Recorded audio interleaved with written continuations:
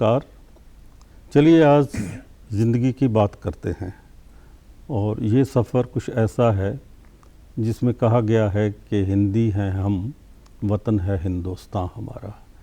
ये एक जीने का समरसता का रास्ता है जो उस इतिहास के कोरों से निकल के आता है जिस इतिहास पर भारत जो दुनिया का एकमात्र ऐसा देश है जिसकी विरासत, जिसकी संस्कृति, या यूँ कहिए कि जहाँ पे मानवीय मूल्यों की एक दार्शनिक चिंतन की धारा बहती है। और ये एक अद्भुत उस कृष्मे की धरती है जहाँ पर भारतीय ज्ञान परंपरा का लोक है। और सच कहूँ तो वो ऐसा आलोक है जिसमें आज़ादी अर्थात ज़िंदगी को जीना एक उत्सव माना जाता है।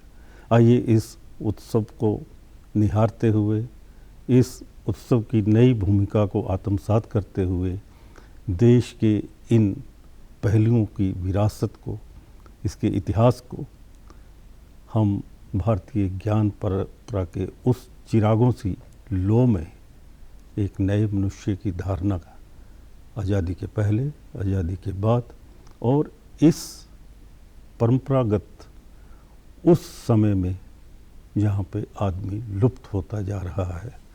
इस चकाचौंध भरी दुनिया में भारतीय ज्ञान परंपरा का एक आलोक, एक रोशन मीनार, एक दिया अभी भी जीवंत है और जिसकी लौ की रोशनी में हम जी रहे हैं। कहना यूँ होगा कि भारतीय ज्ञान परंपरा और विकसित भारत का ये दौर इतना सम्मोहन से भरा हुआ है कि जब हम पीछे लौट कर देखते हैं तो हमें लगता है कि हमने ही पूरी दुनिया को, इस ब्रह्मांड से वो चीज़ों को एकत्रित करके एक ऐसा रोशन रास्ता, आकाशगंगा दिखाई है ज्ञान की, जिसका कोई सानी नहीं है।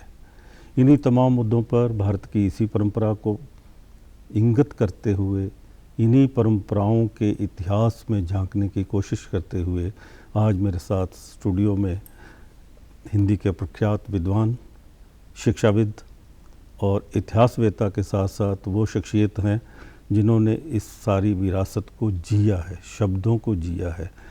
मेरी मुराद प्रोफेसर अग्निहोत्री साहब से है। प्रोफेसर कुलदीप चंद अग्निहोत्री भारत के उन नामवर शिक्षाविदों में से एक हैं जिनकी शख्सियतें आते ही पता चलता है कि भारतीयता के अर्थ क्या हैं। और आजकल हरियाणा साहित्य संस्कृत अकादमी के उपाध्यक्ष के पद पर सुशोभित हैं और हमें ये सुअवसर मिला है कि हम भारत के इस विरासत में झांकने की, ज्ञान परंपरा के उन छिपे हुए तथ्यों की बात करने के लिए उनसे स्टूडियो में बात करें।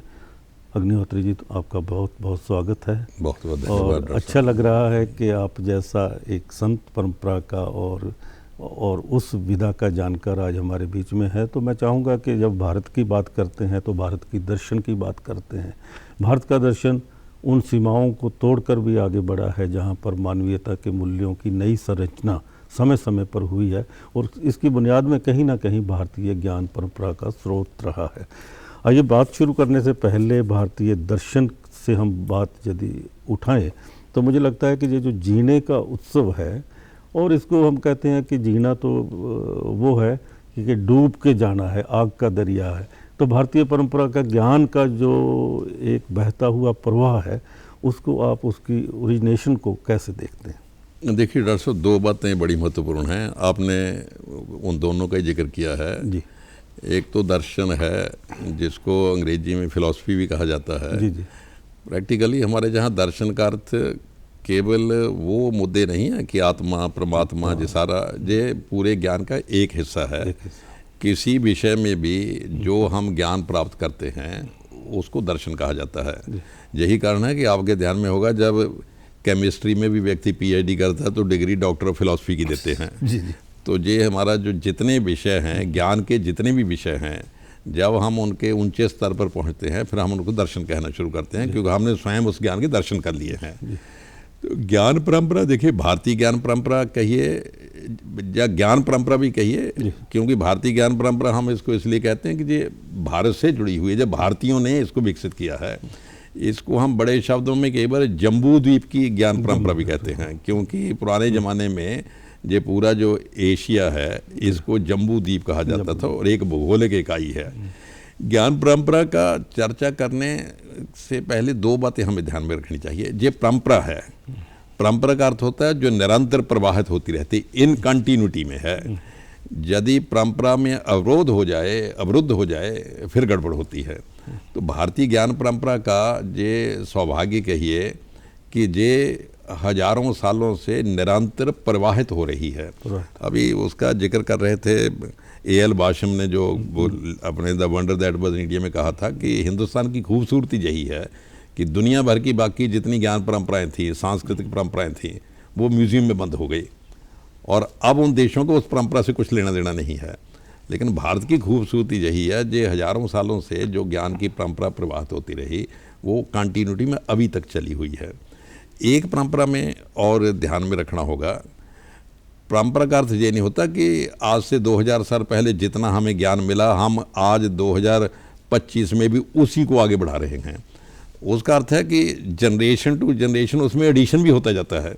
जैसे नदी का प्रवाह है ना जी, जब नदी उदय होती जहाँ से निकलती है तो पानी तो बहुत थोड़ा होता है और सागर तक पहुँचते पहुँचते इतना पानी आ जाता है कि नदी ही समुद्र बन जाती है। चलिए, मैं आपको जब आपने समंदर की बात की है, जो समुद्र है ये इतना विस्तृत इसकी अवधारणा है, और जो मैं थोड़ा सा पीछे जाऊं तो जो लोकतंत्र की जिस लोकतंत्र में, डेमोक्रेसी में, जमहूरियत की आज हम बात करते हैं, उसकी अवधारणा भी कहीं ना कहीं भारतीय ज्ञान परंपरा और हमारे दर्शन में निहित रही है। तो थोड़ा सा इसको देखिए, इसका तो बाबा साहब अम्बेडकर ने बड़ी खूबसूरती से जिक्र किया है। जब ये भारत का कॉन्स्टिट्यूशन बनने लगा ना जी, तो इसमें वो 3 शब्दों का प्रयोग हुआ, शायद प्रीएम्बल में वो शब्द आते हैं, फ्रेटर्निटी, इक्वालिटी और फ्रीडम, जो कुछ ऐसा है, समानता, स्वतंत्रता। और तो लोगों ने कहा ये जो तीनों शब्द हैं, जो तीनों अवधारणाएं हैं, ये फ्रांस की क्रांति से आई हैं, यूरोप में जो फ्रांस की क्रांति से आई हैं। तो बाबा साहब ने ये तीनों धारणाएं वहीं से यूरोप से ली हैं। तो अम्बेडकर ने इसका स्पष्टीकरण दिया कि भाई इसका मैंने यूरोप से नहीं ली, ना इसका यूरोप से कुछ लेना देना है, ये मैंने तो तथागत बुद्ध के जो दर्शन हैं, उनके जो वचन, उनमें से ग्रहण की हैं। ये आपने डॉक्टर अम्बेडकर का जिक्र किया, तो मैं सोचता हूँ कि इस पे आने से पहले हम जो भारतीय दर्शन और भारतीय संस्कृति और ज्ञान की परंपरा है जो हमारे यहाँ पे वेदों से आती है शुरुआत, और उसको कोई श्लोक तो 10,000 वर्ष पुराना कहते हैं, कुछ बिफोर 1500 AD से पहले का जिक्र मानते हैं। परंतु जो उसमें जो हमारे वेद हैं, चारों वेद, फिर उपनिषद की आ जाती है जिसमें आत्मा, मोक्ष और वेदांत की जो आपने बात की है वो निहित है। और यदि इसको क्रिएट करते चलें तो जो कहते हैं ना कि वो वेद व्यास ने लिखा, उस पर भी कंट्रोवर्सी हो सकती है, पर एक ज्ञान का स्रोत हमारे सामने परंपरा का है जो भारत को, अभी जो आप बात कर रहे थे डॉक्टर अम्बेडकर की, तो उन्होंने न्यू बुद्धिज़्म को अडॉप्ट किया असल में। और उसके पहले जितने भी डॉक्टर अम्बेडकर से पहले जितने भी हमारे दार्शनिक हुए हैं, परंतु मैं आपको एक बात आपसे जिक्र करना चाहूँगा कि जब अरिस्टोटल कहते हैं वो दर्शन को धर्म के साथ जोड़ के और ज्ञान की परंपरा को आगे बढ़ाते हैं, परंतु हमारे कुछ लोग रहे हैं कि जिन्होंने अरस्तु की उस धारणा को रद्द कर दिया। परंतु यहाँ ये है कि जिन समाजों में धर्म और दर्शन की आज़ादी नहीं है उनमें ज्ञान की परंपरा नहीं है। आप कैसे समझते हैं? देखिए डॉक्टर साहब, 2 बातें हैं भाई। आपने अरस्तु की बात की, जहाँ प्लेटो को भी बीच में जोड़ लो, एक ही बात है। ये दोनों यूनान के दार्शनिक थे, इन्होंने राजनीति के बारे में और 50 बातें कही हैं। लेकिन एक बात जो आपने धर्म का जिक्र किया है, मैं क्योंकि हम भारतीय ज्ञान परंपरा की बात कर रहे हैं इसलिए मैं उसको थोड़ा उसमें जोड़ना चाहूँगा। सबसे बड़ा कन्फ्यूजन जो आज ज्ञान परंपरा में दिखाई दे रहा है वो धर्म और रिलीजन को लेकर है। देखिए, पश्चिम में धर्म की परंपरा उस प्रकार से विकसित नहीं हुई, पश्चिम में रिलीजन की परंपरा है। रिलीजन जाने जिसको आप कहिए कि एक ईश्वर में विश्वास करना है, उस ईश्वर का आपके मन में इमेज क्या है वो फिक्स है, उस ईश्वर तक पहुंचना कैसे है वो रास्ता भी फिक्स है, उस ईश्वर की पूजा करना वो भी फिक्स है। तो इसको रिलीजन कहा जाता है। धर्म का कंसेप्ट शायद पश्चिम में, क्योंकि रिलीजन का ट्रांसलेशन उन्होंने धर्म कर दिया, धर्म का रिलीजन कर दिया। मुझे लगता है पश्चिमी ज्ञान परंपरा में धर्म का कंसेप्ट क्लियर है ही नहीं, और भारतीय ज्ञान परंपरा में धर्म का कंसेप्ट बहुत क्लियर है। जैसे डॉक्टर साहब आपके ध्यान में है ही, मैंने एक बार पहले भी कहा था, डॉक्टर का धर्म क्या है? डॉक्टर का धर्म है कि जब उसमें ऑपरेशन टेबल पर पेशेंट आ जाए, फिर ये नहीं देखना कि इस पेशेंट ने 10 साल पहले मेरे बाप को गोली मारकर मार दिया था। डॉक्टर का धर्म है उसके टेबल पर आ गया तो उसका ईमानदारी से सर्जरी करनी है। अब डॉक्टर कहे मैं हिंदू हूँ, मैं मुसलमान हूँ, मैं सिख हूँ, मैं ईसाई, वो रिलीजन है उसका, ये उसका धर्म है। भारतीय परंपरा में, ज्ञान परंपरा में धर्म की बहुत ही स्पष्ट अभिव्यक्ति है। लेकिन जो अभी कहा ना मिक्स वेजिटेबल हमारे यहाँ बन रहा है, वो रिलीजन और धर्म को लेकर ये पश्चिम में, क्योंकि प्लेटो तो पश्चिम के थे, अरस्तु भी पश्चिम के थे, पश्चिम में धर्म की उस प्रकार की अवधारणा नहीं है। लेकिन आपने जो डॉक्टर साहब दूसरी बात कही वेदों की, मैं समझ तो उसको गहराई से पकड़ना होगा। देखिए वेद इसी क्षेत्र में लिखे गए थे जहां हम बैठकर चर्चा कर रहे हैं। ये सप्त सिंधु का क्षेत्र है, प्रैक्टिकली वेद सप्त सिंधु क्षेत्र में लिखे गए थे। वेद ज्ञान की दृष्टि से, आपको एक जोड़ दूं कि आपने जब ये बात की है सप्त सिंधु वाली, तो मुझे याद है कि आपने इस पे काम किया है, करवाया भी है, और इसमें कहीं ना कहीं जो हमारी सरस्वती नदी का जिक्र आप संस्कृति से जोड़ के करते हैं, उसकी अवधारणा को भी इसमें लिया जा सकता है। हाँ नहीं बिल्कुल। देखिए सब सिंधु 7 नदियों का प्रदेश है। अब सरस्वती किन्हीं कारणों से, भूगोलिक कारण हो सकते हैं, क्लाइमेटिक कारण हो सकते हैं, सरस्वती अब दिखाई नहीं दे रही। बरसात में तो खैर दिखाई देती है, बरसात में पानी आता है फिर तो नदी दिखाई देगी, लेकिन जो ग्लेशियर का पानी आता था वो किन्हीं कारणों से आना बंद हो गया। तो 7 नदियों के प्रदेश को सप्त सिंधु कहते हैं। इसमें तो कोई, इतिहास वाले मानते ही हैं, इसमें तो कोई बहस का विषय नहीं है। लेकिन वेदों की रचना इसी सप्त सिंधु क्षेत्र में हुई। अब वेद जिस कोटि के ग्रंथ हैं, उस कोटि तक पहुंचने में भी 5000 साल लगे होंगे। हम वेदों का रचना काल तो कई बार फिक्स करने की कोशिश करते हैं कि ये हो सकता है, लेकिन भाई जिन लोगों ने ये चीज़ें लिखी हैं, जब चिंतन किया है, उस लेवल तक, सभ्यता के लेवल तक पहुंचने में कितने साल लगे होंगे। तो यात्रा, इसीलिए मैं कहता हूं जब परंपरा की हम बात करते हैं, परंपरा शुरू होती है वहाँ से, जीरो से, उसमें एडिशन होता जाता है, फिर हम कहते हैं परंपरा समृद्ध हो गई है। फिर हम कई बार हम कहते हैं ना डॉक्टर साहब कि जनरेशन टू जनरेशन परंपरा समृद्ध होती रहती है। तो भारतीय ज्ञान परंपरा की खूबसूरती यही है। अब आप कह सकते हैं कि ये समृद्ध कैसे होती रहती है। देखिए डॉक्टर साहब, समृद्ध होने का फर्स्ट एंड लास्ट तरीका यही है कि आपको सोचने की स्वतंत्रता हो।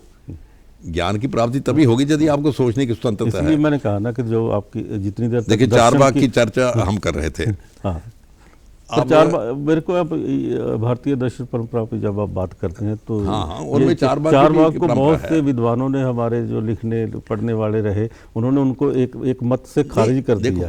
अच्छा, मैं आपको यहाँ पे ये भी याद दिला दूं कि जब आप वेद की बात करते हो तो वेद में जो मंत्रों की ऋचाएं हैं कुल मिला के, जब उपनिषदों की बात करते हो तो उसमें आत्मा, मोक्ष, वेदांत, ये सारी नई थ्योरी ये परंपरा का हिस्सा है। और वो जो मंत्र वाला है वो मेरे को लगता है कहीं ना कहीं शिक्षा, जो ज्ञान की बात है वो है। नहीं बिल्कुल नहीं। असली डॉक्टर साहब बात इसमें और है भाई, ज्ञान परंपरा कोई वन डायमेंशनल थोड़ा है। ज्ञान परंपरा में अनेक धाराएं हो सकती हैं। अनेक धाराएं कैसे पैदा होती हैं? यदि आपकी स्टेट, आपका समाज लोगों को चिंतन की स्वतंत्रता देता है। देख चारबाग की आपने बात की, ठीक है कि चारबाग को बहुत से लोगों ने रिजेक्ट कर दिया, लेकिन चारबाग को सोचने की स्वतंत्रता, तभी चारबाग का दर्शन बचा हुआ है। चारबाग को किसी ने गोली तो नहीं मारी। बहुत से पश्चिम में ऐसे 50 उदाहरण मिल जाएंगे। तो इसी से ही हम भारतीय ज्ञान परंपरा को उस कैनवस पे स्थापित कर सकते हैं जिसमें पर्यावरण भी है, जिसमें योग भी है, वेदांत भी है, सभी विषय हैं। तो यही प्रवाह तो है जिंदगी का, जो आदमी को जीने के लिए। देखो दिक्कत क्या हुई, जो हम चर्चा कर ही रहे थे, दिक्कत क्या है कि भारत में जिस वक्त अरबों के, तुर्कों के, मुगलों के हमले शुरू हो गए, और मुझे लगता है चिंतन परंपरा में तो शायद उन्होंने भी इतना व्याघात नहीं किया जब यूरोपियन लोगों ने हमले शुरू किए। यूरोपियन लोगों ने हमारे पूरे सिस्टम पर कब्जा कर लिया। देखिए, मुगलों ने केवल हमारे प्रशासन पर कब्जा किया था, अरबों ने केवल हमारे प्रशासन पर कब्जा किया था। यूरोप के लोगों ने हमारे केवल प्रशासन पर कब्जा नहीं किया, उन्होंने हमारे समाज के हर हिस्से पर कब्जा किया, उन्होंने हमारे एजुकेशन सिस्टम पर कब्जा किया, हमारी भाषाओं पे, सब पर। वो कोई मतलब प्रैक्टिकली वो हमारे रसोई तक घुसाए, क्या खाना चाहिए क्या नहीं खाना चाहिए। दिक्कत क्या है डॉक्टर साहब, सबसे बड़ी बात कि उनके मन में ये था कि भारतीय ज्ञान परंपरा अव्वल तो है ही नहीं, और ये लोग क्या सोचने पड़े, इनका विस्तार ऐसा ऊंचा कैसे हो सकता है। वो तो कहते थे कि ये हिंदुस्तान जो है वाइट मैन्स बर्डन है, हम तो इनको उत्थान के लिए लाए हैं। लेकिन जब धीरे धीरे फिर कुछ चीज़ें मिलने लगी, जो सब सिंधु की अभी हमने चर्चा की, ये जो Indus valley civilization Mohenjodaro Harappa में और अब तो राखीगढ़ी में भी जब सभ्यता मिलने लगी, फिर उनको लगा जी इतने उन्नत लोग कैसे हो सकते हैं। फिर वेदों की चर्चा होने लगी, फिर तो तहलका ही मच गया कि इतने ऊंचे लेवल की ज्ञान परंपरा है। अब दिक्कत क्या है भाई, या तो फिर वो इसको स्वीकार करते, अब जो राजा है आप पर राज कर रहा है वो आपकी परंपरा को स्वीकार थोड़ा करेगा, फिर तो राजा छोटा हो गया आप बड़े हो गए। उन्होंने फिर भारतीय ज्ञान परंपरा को अवरुद्ध कर दिया। अवरुद्ध करने का तरीका क्या था, पहले भारतीय भाषाओं को मारो। अब भाषा की चर्चा कर रहे थे भाई, ज्ञान परंपरा को नीचे तक ले जाने का माध्यम क्या है, या तो श्रुति है, मुंह जबानी है, लेकिन परमानेंट लेकर जाना है तो लिखत में ले जाना पड़ेगा। भारतीय भाषाएं हैं, तो उन्होंने भारतीय भाषाओं को अवरुद्ध किया। एक बात आप डॉक्टर साहब यकीन मानिए, जब आपकी भाषा मौन हो जाएगी तो ज्ञान परंपरा का प्रवाह रुक जाएगा। अब इसी के साथ इस बिंदु पे आते आते हम एक बात पे सहमत हैं कि भाषा का प्रवाह निरंतर ज्ञान की ज्योत को जगाए रखता है।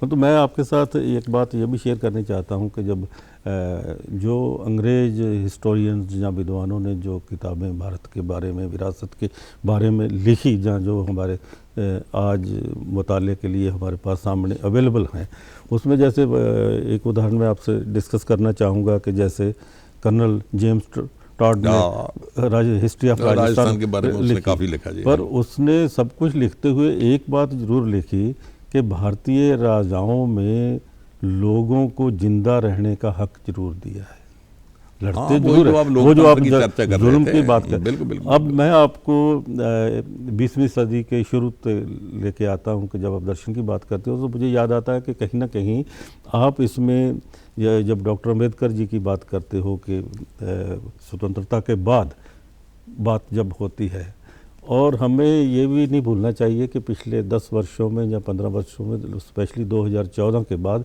जब से थोड़ा सा रजीम चेंज हुआ है, विचारधारक मुद्दे उठे हैं, और उसको जो जैसे मैंने शुरू में बात की थी, जो छिपा हुआ, जहाँ छिपाया गया, इसको कुछ किन्हीं शब्दों में कह दो, पर जो असलियत थी वो हमारे सामने नहीं आई। अब उसको जे कृष्णमूर्ति जैसे लोग, ये मैं जानबूझ के कह रहा हूँ कि आपसे पूछ सकूँ, जे कृष्णमूर्ति जैसे लोग और डॉक्टर अम्बेडकर जी के साथ में ये, अब आप देखिए कि जे कृष्णमूर्ति का सारा, और वो एनी बसेंट के दत्तक पुत्र थे जहाँ तक वो, और उसके बाद ये जो राहुल शंकरायन जी ने वहाँ लिखा, वोल्गा से गंगा वाला जो कांड आता है, ये सारी बातों को जोड़ते हुए देखो तो जब स्वतंत्र भारत के बाद जो लिखा हुआ, छिपा हुआ विरासती इतिहास सामने आता है, तो ज्ञान परंपरा के वो चीज़ें सामने आई हैं जो पहले कहीं छिपी। तो इसमें आप क्या मानते हैं कि इसमें अकेले अंग्रेजी नहीं थे, कुछ और तत्व भी थे जिन्होंने जानबूझ के इस विरासत को? नहीं, देखो डॉक्टर साहब आपकी बात ठीक है, आपने बड़ा काफ़ी उदाहरण दिए। देखिए एक बात, पहले तो जब मैं दूसरे देश पर राज करता हूँ तो मुझे स्थायी रूप से राज करना है, तो मेरी स्ट्रेटजी क्या होगी कि पहले तो इनको इनकी ज्ञान परंपरा से काटा जाए और इनके मन में हीन भावना पैदा की जाए, आपकी ज्ञान परंपरा भाई साहब बेकार है, इसमें क्या है। अच्छा, वो कैसे पैदा की जाएगी? मेरे देश के एजुकेशन सिस्टम पर कंट्रोल करके, और एजुकेशन सिस्टम से अपने देश की ज्ञान परंपरा उसमें रखी जाए। अब समस्या क्या आ रही है, यूरोप की ज्ञान परंपरा का जो टाइम लाइन है वो बड़ी मुश्किल से 4-5 हज़ार साल है, और आप जब ज्ञान परंपरा की बात करते हो तो आपकी टाइम लाइन थोड़ी भागते हुए पीछे जाती है। तो अब जो आपकी टाइम लाइन उसमें पीछे जो सामग्री मिलती है बड़ी उच्च कोटि की मिलती है। और इसी के साथ मैं अम्बेडकर की जो आपने बात की, ये देश का दुर्भाग्य है कि लोग अम्बेडकर को ठीक ढंग से समझ नहीं रहे। अम्बेडकर मुझे लगता है पहले व्यक्ति थे जिन्होंने पश्चिम की ज्ञान परंपरा को काटा और भारतीय ज्ञान परंपरा का समर्थन ही नहीं किया, उसकी व्याख्या की युग अनुकूल। अंबेडकर की एक किताब हर भारतीय को पढ़नी चाहिए, मैं समझता हूँ, हु वर शूद्रास, जो पश्चिम ने जहाँ की ज्ञान परंपरा को अवरुद्ध करके नई धारणा फैलाई, आर्य बाहर से आए। अंबेडकर पहले व्यक्ति थे जबकि हर हिंदुस्तान का विद्वान जो इनकी यूनिवर्सिटी से पढ़ा हुआ था यही कहता था कि बाहर से आए। इवन लोकमान्य तिलक कहने लगे कि बाहर से आए। अंबेडकर ने हुबर शूद्रज में कहा आर्य बाहर से नहीं आए, ये प्रोपेगेंडा है। तो भारतीय ज्ञान परंपरा को जीवित रखने के लिए अंबेडकर की दूसरी अंबेडकर ने, जो मैं आपकी बात काट रहा हूँ, मैं उसके साथ जोड़ रहा, अंबेडकर ने शिक्षा नीति, नहीं मैं शिक्षा नीति की बात नहीं कर रहा, अंबेडकर ने जो बात कही है, मैं फिर सभी से आग्रह करना चाहूँगा उसको जरूर पढ़ें। अंबेडकर ने कहा कि वर्ण 4 थे ही नहीं, 3 वर्ण थे, जो शूद्र है वो क्षत्रियों का हिस्सा था। मैं इसलिए कहता हूँ अंबेडकर की किताब हु वर शूद्र भारतीय ज्ञान परंपरा को समझने के लिए बड़ा जरूरी है। उसने कहा ये शूद्र जो हैं ये क्षत्रिय थे, इनका यज्ञोपवीत संस्कार नहीं हुआ, क्षत्रियों ने इनको बाहर निकाल दिया, उनका एक ग्रुप है। अब मेरा डॉक्टर साहब ये कहना है, आज जो हमारी शिक्षा नीति पढ़ा लिखा रही है, मैं बात करना चाहता था, ये ज्ञान परंपरा पश्चिम की है। और अपने देश में भारत, हम ये नहीं कहते भाई, मैं ये नहीं कहता कि पश्चिम की ज्ञान परंपरा को रिजेक्ट कर देना चाहिए। डॉक्टर साहब आपने तो शुरू में ही कहा कि ज्ञान परंपरा निरंतरता में प्रभावित होती है। पश्चिम की ज्ञान परंपरा भी आए, हमें क्या नुकसान है? जहाँ से गांधी तो कहा करते थे जहाँ से भी अच्छी चीज मिल लेनी चाहिए। हमारे देश की विरासत और उसकी कीमत पड़ना है, उसकी कंटिन्यूटी में देखो, आपका प्रवाह जा रहा है, आपको किसी ने कोई बात बताई, आपको लगी अच्छी बात है, आप अपने प्रवाह में उसको शामिल कर लोगे, आपको लगी गलत है, आपको उसे नहीं शामिल करोगे। लेकिन दुर्भाग्य से हमारी शिक्षा नीति ने भारतीय ज्ञान परंपरा को काट कर नए ढंग से जीरो से अपनी ज्ञान परंपरा स्थापित करती। अब हमारे देश के लोगों का जो चिंतन है, मैं सभी की बात तो नहीं करता, लेकिन जो एकेडमिया में लोग हैं उनमें से 50-60% का चिंतन वो पश्चिमी ज्ञान परंपरा से जुड़ा हुआ है। नहीं 90%, हाँ चलिए 90% भी कह सकते हैं। ये इसमें डॉक्टर साहब एक और बात है, आपने जब मुद्दा उठाई दिया है, ज्ञान परंपरा केवल फिलॉसफी की बात नहीं, केमिस्ट्री में भारतीय ज्ञान परंपरा है, फिजिक्स में भारतीय ज्ञान परंपरा है, मैथ में भारतीय ज्ञान परंपरा है, इकोनॉमिक्स में है, पॉलिटिकल साइंस में है। भाई पब्लिक एडमिनिस्ट्रेशन में चाणक्य की जो अर्थशास्त्र है वो पब्लिक एडमिनिस्ट्रेशन का ग्रंथ है। तो लेकिन आज पब्लिक एडमिनिस्ट्रेशन की जब बात होती है तो मुझे नहीं लगता, कम से कम मेरे ध्यान में जो MA BA के कोर्स जाते हैं उसमें उस परंपरा की कहीं बात ही नहीं होती। अब आप देखिए ना कि इस अवधारणा को जब आप जीवंत लोकतंत्र की अवधारणा के साथ देखते हैं तो जीरो देने वाला, सिफर जो है, मैथ में जीरो देने वाले भारतीय ज्ञान परंपरा ही है। भारतीय ज्ञान परंपरा का ये एक ऐसा बेस पॉइंट है जिसको आप पूरी दुनिया आज बिल्कुल इग्नोर नहीं कर पाती। पर उसके बाद जब आप संस्कृत की बात करते हो तो संस्कृत के जो मूल रूप में जो धातु हैं, धा से धरती है और धा से धर्म है। बिल्कुल। और यदि इसको उल्टा कर दो तो राधा है। उस युगेश्वर की जो परंपरा है हजारों करोड़ों साल पहले की, उससे आके जुड़ जाता है। और ये जो एक विचित्र और लोकमानस की बात है, ये भारतीय ज्ञान धारा, आप सहमत होंगे कि भारतीय ज्ञान और विज्ञान की जो परंपरा की विचारधारा है, ये भारतीय लोक जनमानस में नहीं। जी डॉक्टर साहब आपने बड़ी अच्छी बात की, मैं इसको कहना चाहता, जी आपने बड़ी मूल बात पकड़ी है। देखो उसको मैं इस ढंग से कहता हूँ, मान लीजिए मैं केमिस्ट्री का प्रोफेसर हूँ या मेडिसिन का प्रोफेसर हूँ, तो मैंने लैब में बहुत सी चीज़ें प्राप्त की हैं, मुझे कोई चीज़ें पकड़ में आ गई, ऐसा है तो ऐसा है। अब मैंने इस ज्ञान को ट्रांसमिट करना है। देखिए यदि ज्ञान मेरे पास मैं ट्रांसमिट ही नहीं कर पाता, वो किस काम का है? मर जाऊंगा तो बात खत्म हो जाएगी। बड़ी बात है उसकी ट्रांसमिशन की, उसी को परंपरा कहते हैं ना जी। ज्ञान ट्रांसमिट होगा तभी परंपरा में जाएगा। अब डॉक्टर साहब आप देखिए, उसके 2 तरीके हैं। एक तो मैंने मेडिकल स्टूडेंट्स की क्लास है उनको ट्रांसमिट कर रहा हूँ, उनको तो मैं टेक्निकल शब्दों में ट्रांसमिट करूँगा ना जी, उनको मैं उस प्रकार की सिंपल भाषा में तो नहीं करेंगे, वो समझ भी जाएंगे। लेकिन क्लास में तो 50 स्टूडेंट बैठे हैं, उनको ट्रांसमिट हो जाएगा, वो जाकर 100 को और कर देंगे। मुझे पब्लिक एट लार्ज को ट्रांसमिट करना है वही ज्ञान। अब देखो आप उसको कैसे करेंगे? ये केवल भारत में ही था, दुनिया में और कहीं था ही नहीं। अब मैं इसको मैं लास्ट बात खत्म कर दूं, क्योंकि नहीं तो तुलसी के पत्तों में मैंने रिसर्च करके देख लिया कि इसमें ये केमिकल है, ये केमिकल है, ये इसमें रिएक्ट करेगा तो ये होगा। अब ये मेडिकल स्टूडेंट्स को मैंने ज्ञान ट्रांसमिट कर दिया है, लेकिन अब मैंने करोड़ों लोगों को, भारतीयों को ट्रांसमिट करना है। मैंने मेथडोलॉजी बदल ली है। मैंने क्या कहा कि भाई तुलसी का पौधा लगाया करो घर में, उसको पानी दिया करो, उसकी सेवा किया करो, ये करो, ये लाभ होगा, ये लाभ होगा। लोगों ने पूछा कि डॉक्टर साहब ये आपने इतनी कहानी बना दी, इसका हमें लाभ क्या होगा, और 50 पौधे हैं। फिर मैंने कहा यदि बुखार हो जाए तो पानी में उबाल कर पी लिया करो, बुखार भी ठीक हो जाएगा। ये मेडिकल की जो ज्ञान है, ये मैंने उनको ट्रांसमिट दूसरे ढंग से कर दिया है। तो सारे हिंदुस्तान में ये ट्रांसमिशन हो गई ना जी। हिंदुस्तान की सबसे बड़ी खूबसूरती है आपकी ज्ञान परंपरा का ट्रांसमिशन का जो तरीका है, वो लोक मानस तक जाता है। ये दुनिया में और कहीं पॉसिबल है ही नहीं। इन सभी बातों पे बात करते हुए हम एक मुद्दे पे सहमत हो गए दोनों जने कि भारतीय ज्ञान परंपरा के अंतर्गत जो लोक और लोक का उत्कर्ष है, उसमें ये सत्यमेव जयते, त्याग की भावना और वसुधैव कुटुंबकम की भावना और अहिंसा परमो धर्म की अवधारणा, और इनके साथ साथ संस्कारों की जो ताकत है, जो यहाँ के पानी में बिल्कुल है और यहाँ के खाने में है, और ये जो पद्धति है दर्शन की, ओशो तक आते आते जब डांसिंग ध्यान की बात आ जाती है तो नए विकसित भारत की बात आती है। यहाँ पे आज पुरानी परंपरा को पुनर्जीवित करने का सपना है। नहीं, आपने जो बड़ा एक अच्छी बात, देखो एक बात मैं 100% इससे सहमत हूँ। भारत को यदि विकास करना है तो भारत को अपनी भारतीय ज्ञान परंपरा को पश्चिमी ज्ञान परंपरा के साथ जोड़कर निरंतरता में प्रवाहित करना होगा। अभी समस्या ये है, इसलिए जब विकसित भारत की बात हम करते हैं, हमारे मन में आइडिया केवल ये भौतिक साधनों के विकास का होता है। जब भारत विकसित भारत की बात है, मानसिक विकास भी होता है। ये अवधारणा डॉक्टर साहब यूनिवर्सिटी में माननीय प्रधानमंत्री का जो है सबका विकास की जो अवधारणा है, वो इसी प्रवाह का एक हिस्सा है। ये देखिए, आप तो डॉक्टर साहब जानते हैं विश्वविद्यालय अनुदान आयोग इसीलिए सब यूनिवर्सिटियों को कहता रहता ना कि भाई भारतीय ज्ञान परंपरा का पेपर 2 क्रेडिट का अपने हर विषय में इन्वॉल्व करो, ताकि हमारे स्टूडेंट कम से कम इतना तो जान पाएं कि केमिस्ट्री में, फिजिक्स में, बॉटनी में कुछ भारतीयों ने भी हजारों साल पहले किया हुआ है या नहीं किया हुआ है।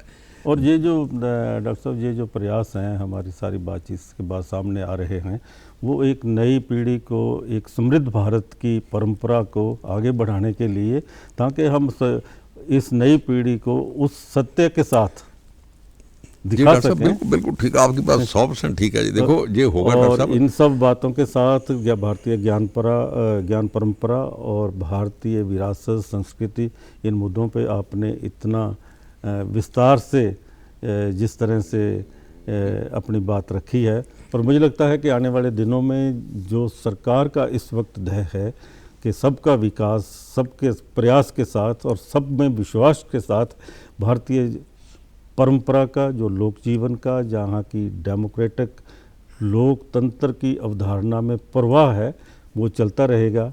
आने वाला भविष्य विरासत के साथ विकसित भारत के एक नए सपने के साथ डॉक्टर साहब स्टूडियो में आने के लिए आपका बहुत बहुत धन्यवाद। और मुझे लगता है कि हमारे दर्शक इस वार्तालाप से जरूर लाभान्वित हुए होंगे, क्योंकि ज्ञान ही आदमी की बढ़ोतरी का और आदमी के भविष्य का एकमात्र साक्षात्कार है, जिसमें उसको जीना है, और जिंदा रहना ही ज़िंदगी का एक वो ध्येय है। और समय का काल चक्कर है, समय बीत जाता है, समय के काल चक्कर में, समय की काल शिलाओं में वो नेशन, वो कौम और वो संस्कृति ही जिंदा रहेगी, जो इस प्रवाह के साथ, ज्ञान की परंपरा के साथ चलती रहेगी, उसको लेती रहेगी। एक बार हमारे तमाम दर्शकों का, सुनने वालों का, डॉक्टर साहब आपका भी एक बार बहुत बहुत शुक्रिया। Thank you sir, thank you ji.